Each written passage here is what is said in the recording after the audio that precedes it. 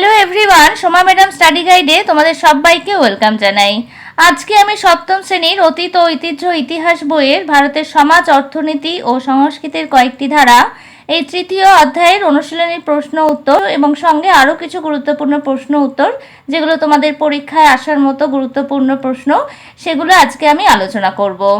তোমাদের এক্সাম প্রায় চলেই এসেছে এবং অনেক স্কুলে এক্সাম অলরেডি শুরু হয়ে গেছে। আমি এই অধ্যায়টা আজকে আলোচনা করব এবং একটা সাজেশন হিসেবে গুরুত্বপূর্ণ প্রশ্নের উত্তরগুলো আলোচনা করে দেবো। এই অধ্যায়টা আমি আগে আলোচনা করে দিয়েছি, তোমরা যারা ভিডিওটা দেখোনি ডেসক্রিপশন বক্সে আমি লিঙ্কটা শেয়ার করে দেবো, তোমরা দেখে নেবে। আজকে আমি অনুশীলনী প্রশ্ন উত্তরের সাথে সাথে গুরুত্বপূর্ণ প্রশ্নগুলো আলোচনা করব। ভিডিওটা স্কিপ না করে শেষ পর্যন্ত দেখতে থাকো, না হলে গুরুত্বপূর্ণ প্রশ্নগুলো মিস করে যাবে। তাহলে দেরি না করে চলো শুরু করা যাক। ভেবে দেখো, খুঁজে দেখো, এই 41 নম্বর পেজে কিছু অনুশীলনী প্রশ্ন আছে, এগুলো আজকে আমি আলোচনা করব।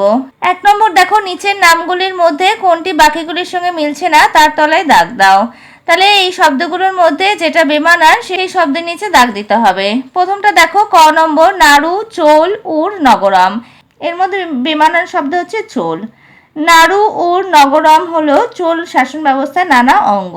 খ নম্বর দেখো, উদন্তপুরী, বিক্রমশীল, নালন্দা, জগদ্দল, লখনৌতি।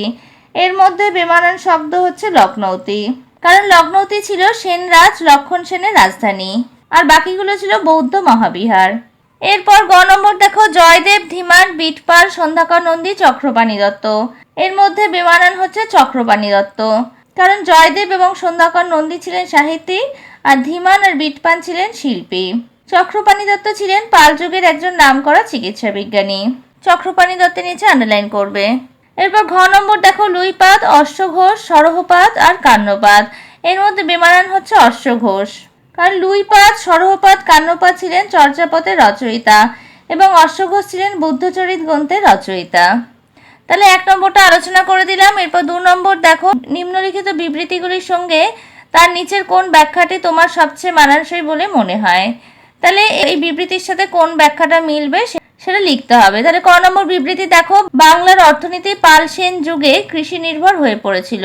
ব্যাখ্যা 1 দেখো, পাল সেন যুগে বাংলার মাটি আগের যুগের থেকে বেশি উর্বর হয়ে গিয়েছিল। ব্যাখ্যা 2 হচ্ছে, পাল সেন যুগে ভারতের পশ্চিম দিকের সাগরে আরব বণিকদের দাপট বেড়ে গিয়েছিল।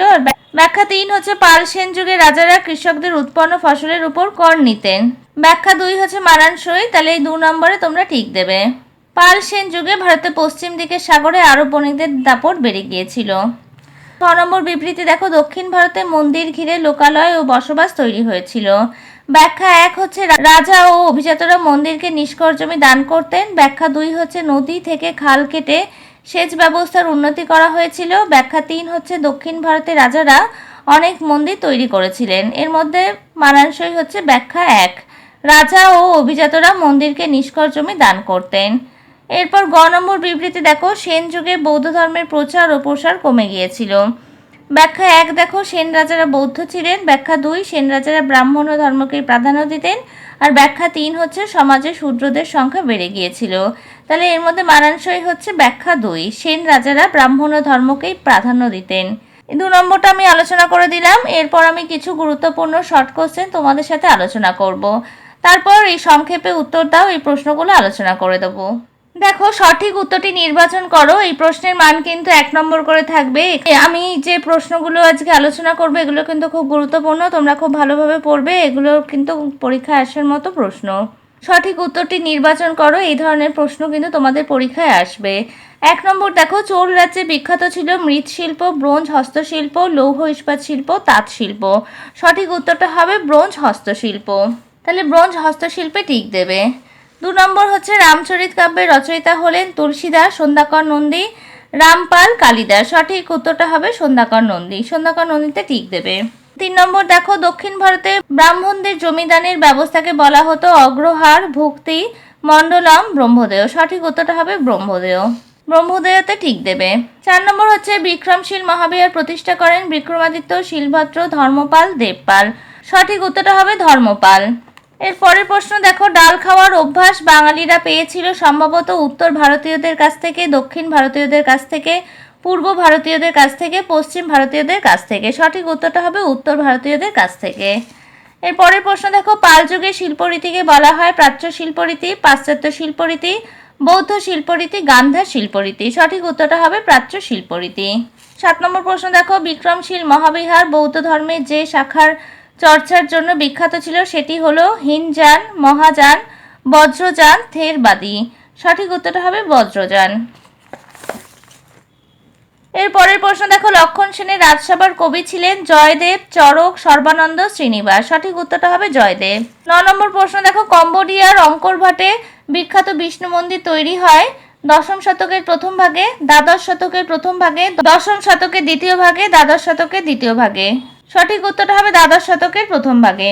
এর পরের প্রশ্ন দেখো, খ্রিস্টীয় 8ম শতাব্দীতে পৃথিবীর বৃহত্তম বৌদ্ধ কেন্দ্র ছিল বড়বদুরের বৌদ্ধ মন্দির, নালন্দার বৌদ্ধ মন্দির, কমিয়ানের বৌদ্ধ মন্দির, সাঁচির বৌদ্ধ স্তূপ। সঠিক উত্তরটা হবে বড়বদুরের বৌদ্ধ মন্দির। তাহলে এখানে 10টা আমি সঠিক উত্তর নির্বাচন করো আলোচনা করে দিলাম। এগুলো কিন্তু খুব গুরুত্বপূর্ণ, এগুলো তোমরা খুব ভালোভাবে পড়বে, এগুলো কিন্তু পরীক্ষায় আসার মতো গুরুত্বপূর্ণ প্রশ্ন। এরপর 2 নম্বর দেখো, অতি সংক্ষিপ্ত প্রশ্ন উত্তর। 1 মার্কসের প্রশ্ন হিসেবে এগুলো তোমাদের পরীক্ষায় আসবে। এই প্রশ্নগুলো কিন্তু খুব গুরুত্বপূর্ণ প্রশ্ন। 1 নম্বর দেখো, চোল রাজ্যে কোন ধাতুর হস্তশিল্প বিখ্যাত ছিল? উত্তর হবে ব্রোঞ্জ। 2 নম্বর দেখো, চোল রাজ্যের প্রদেশকে কি বলা হতো? উত্তর হবে মন্ডলাম। 3 দেখো, চোল রাজ্যের কয়েকটি গ্রামকে নিয়ে গঠিত পরিষদকে কি বলা হতো? উত্তর হবে নারুদ। 4 নম্বর হচ্ছে, চোল রাজ্যে গ্রাম শাসন করত যে গ্রাম পরিষদ তাকে কি বলা হতো? উত্তরটা হবে উর। এরপর 5 নম্বর প্রশ্ন দেখো, দক্ষিণ ভারতের ব্রাহ্মণদের যে জমি দান করা হতো সেই জমিকে কি বলা হতো? উত্তরটা হবে ব্রহ্মদেয়। পরের প্রশ্ন দেখো, রামচরিত কার লেখা? উত্তরটা হবে সন্ধ্যাকর নন্দী। এর পরের প্রশ্ন দেখো, চক্রপাণি দত্তের লেখা বইয়ের নাম কি? উত্তরটা হবে চিকিৎসা সংগ্রহ। এরপর 8 নম্বর প্রশ্ন দেখো, দুজন সিদ্ধাচার্যের নাম লেখো। উত্তরটা হবে লুইপাদ ও কান্নপাদ। পরের প্রশ্ন দেখো, কোন রাজাদের আমলে নালন্দা বিশ্ববিদ্যালয় প্রতিষ্ঠিত হয়? উত্তরটা হবে গুপ্ত রাজাদের। পরের প্রশ্ন দেখো, পাল যুগের শিল্পরীতিকে কি বলা হয়? উত্তর হবে প্রাচ্য শিল্পরীতি। এর পরের প্রশ্ন দেখো, পাল যুগের একজন বিখ্যাত শিল্পীর নাম লেখো। উত্তরটা হবে ধীমান বিটপাল। এর পরের প্রশ্ন দেখো, গীত গোবিন্দম কাব্যের রচয়িতা কে ছিলেন? উত্তরটা হবে জয়দেব। এর পরের প্রশ্ন দেখো, লক্ষণ সেনের রাজসভার 5 জন কবি কি নামে খ্যাত ছিলেন? উত্তরটা হবে পঞ্চরত্ন। এর পরের প্রশ্ন দেখো, সদোক্তি কর্ণামৃত গ্রন্থের রচয়িতা কে ছিলেন? উত্তর হবে শ্রীধর দাস। এর পরের প্রশ্ন দেখো, হলায়ুত কোন রাজার মন্ত্রী ছিলেন? উত্তর হবে লক্ষণ সেনের। এর পরের প্রশ্ন দেখো, দানসাগর ও অদ্ভুত সাগর গ্রন্থের রচয়িতা কে ছিলেন? উত্তর হবে বল্লাল সেন। এর পরের প্রশ্ন দেখো, বাঙালি বৌদ্ধ আচার্যদের মধ্যে সবচেয়ে বিখ্যাত ও শ্রেষ্ঠ পণ্ডিত কে ছিলেন? উত্তর হবে অতীশ দীপঙ্কর। এর পরের প্রশ্ন দেখো, কম্বোডিয়ার আঙ্কর ভাট মন্দিরটি কোন দেবতার মন্দির? উত্তরটা হবে বিষ্ণু। এখানে আমি গুরুত্বপূর্ণ অতি সংক্ষিপ্ত প্রশ্নের উত্তরগুলো আলোচনা করে দিলাম। এগুলো খুব ভালোভাবে তোমরা পড়বে, আশা করছি এখান থেকে তোমরা এক্সামে কমন পেয়ে যাবে। এরপর বইয়ের আমি সংক্ষিপ্ত প্রশ্ন উত্তরগুলো আলোচনা করে দেব। দক্ষিণ ভারতে খ্রিস্টীয় 9ম থেকে 11 শতকের মধ্যে বাণিজ্যের উন্নতি কেন ঘটেছিল? এগুলো সব বইয়ের প্রশ্ন, এগুলো আমি আলোচনা করে দিচ্ছি। উত্তরে দেখো, খ্রিস্টীয় 9ম থেকে 11 শতকে দক্ষিণ ভারতে বাণিজ্যের উন্নতির কারণ ছিল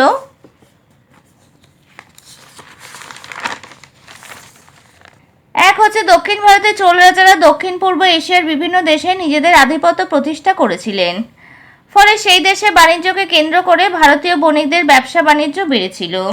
2 হচ্ছে, দক্ষিণ ভারতের প্রশাসন ব্যবসা বাণিজ্যের জন্য বণিকদের উৎসাহিত করত।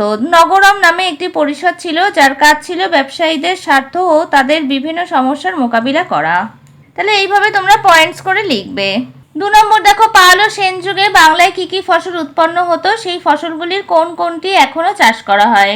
উত্তরটা দেখো, পাল ও সেন যুগে কৃষি ছিল বাংলার অর্থনীতির অন্যতম মূল ভিত্তি। এই যুগে বিভিন্ন ফসলের চাষ হতো, যেমন 1 হচ্ছে, এই যুগে বাংলার প্রধান ফসল ছিল ধান, তাই বাঙালিদের প্রধান খাদ্য ছিল ভাত। 2 হচ্ছে, এই যুগে প্রচুর সর্ষের চাষ হতো, বাঙালিরা খাওয়া, গায়ে মাখা সহ বিভিন্ন কাজে সর্ষের তেল ব্যবহার করত। 3 হচ্ছে, বিভিন্ন শাকসবজি যেমন বেগুন, লাউ, কুমড়ো, ঝিঙে, কচু, কাঁকরোল গ্রাম বাংলার ঘরে ঘরে উৎপন্ন করত।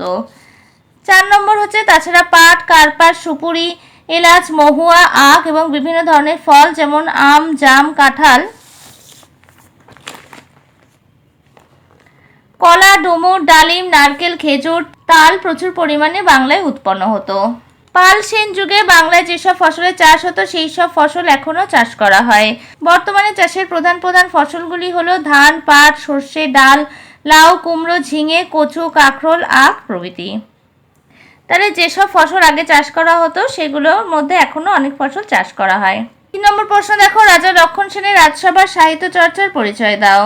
উত্তরে দেখো, রাজা লক্ষণ সেন ছিলেন সাহিত্যপ্রেমী। তার রাজসভায় অনেক কবি ও সাহিত্যিক সমাদর পেয়েছেন। তাদের মধ্যে উল্লেখযোগ্য হলেন কবি জয়দেব। জয়দেব ছিলেন লক্ষণ সেনের সভাকবি। তার রচিত বিখ্যাত কাব্য হলো গীতগোবিন্দম। এরপর হচ্ছে ধৈ। তার রাজসভার অপর এক কবি ধৈ পবনদূত কাব্য রচনা করেছিলেন। এরপর হচ্ছে পঞ্চরত্ন। জয়দেব ও ধৈ সহ আরও 3 জন কবি গোবর্ধন, উমাপতিধর ও শরণ লক্ষণ সেনের রাজসভা অলঙ্কৃত করেছিলেন। এই 5 জন পণ্ডিতকে একত্রে পঞ্চরত্ন বলা হয়। তাহলে পঞ্চরত্ন কাকে বলা হয় এইটাও প্রশ্ন হিসেবে আসতে পারে। তাহলে পঞ্চরত্ন কাকে বলে তোমরা এই প্যারাটা লিখে নিতে পারো। তাহলে 3 নম্বর প্রশ্নের উত্তরটা আমি আলোচনা করে দিলাম। এর পরের প্রশ্ন দেখো, 4 নম্বর প্রশ্ন দেখো, পাল শাসনের তুলনায় সেন শাসন কেন বাংলায় কম দিন স্থায়ী হয়েছিল? উত্তরটা দেখো, বাংলায় পাল শাসন 400 বছরেরও বেশি স্থায়ী হয়েছিল। অপরদিকে সেন বংশের শাসন প্রায় 100 বছরের মতো স্থায়ী হয়েছিল। বাংলায় পাল শাসনের তুলনায় সেন শাসন কম দিন স্থায়ী হওয়ার কারণ হলো 1 নম্বর পয়েন্টস দেখো, পাল বংশের প্রতিষ্ঠাতা গোপাল যখন সিংহাসনে বসেন তখন তার প্রতি বাংলার জনগণের সমর্থন ছিল, কিন্তু সামন্ত সেন বা বিজয় সেনের ক্ষমতা লাভের ক্ষেত্রে সেরকম জনসমর্থন ছিল না। 2 নম্বর দেখো, পাল শাসকরা বাংলার সমাজে যেভাবে নিজেদের গ্রহণযোগ্য করে তুলেছিলেন সেন রাজারা তা পারেনি। তাহলে বইয়ে 3 নম্বরে সংক্ষেপে উত্তর দাও এই 4টে প্রশ্ন আছে। আমি এই 4টে প্রশ্ন আলোচনা করে দিলাম। আর 4 নম্বর বিশদে উত্তর দাও এই প্রশ্নের উত্তরগুলো আমি আগে চ্যানেলে অলরেডি শেয়ার করে দিয়েছি। তোমরা যারা ভিডিওটা দেখোনি তোমরা প্লেলিস্ট থেকে দেখে নিতে পারো। আজকে আমি এখানেই শেষ করছি। আমার পড়ানো কেমন লাগলো আমাকে কমেন্টস করে জানাবে। আর পড়ার ব্যাপারে যদি কোনো প্রশ্ন থাকে তাহলেও আমাকে কমেন্টস করে জানাতে পারো। ভিডিওটা ভালো লাগলে একটা লাইক করবে। একই ক্লাসের বন্ধুদের সাথে ভিডিওটা বেশি করে শেয়ার করে নেবে। আর আমার চ্যানেলে এখনো যারা নতুন, চ্যানেলটা সাবস্ক্রাইব করোনি, চ্যানেলটা সাবস্ক্রাইব করে নেবে। আর পাশে থাকা বেল আইকনটা অবশ্যই প্রেস করে নেবে, যাতে আমি চ্যানেলে নতুন ভিডিও আপলোড করার সাথে সাথে নোটিফিকেশন সবার আগে তোমাদের কাছে পৌঁছে যায়।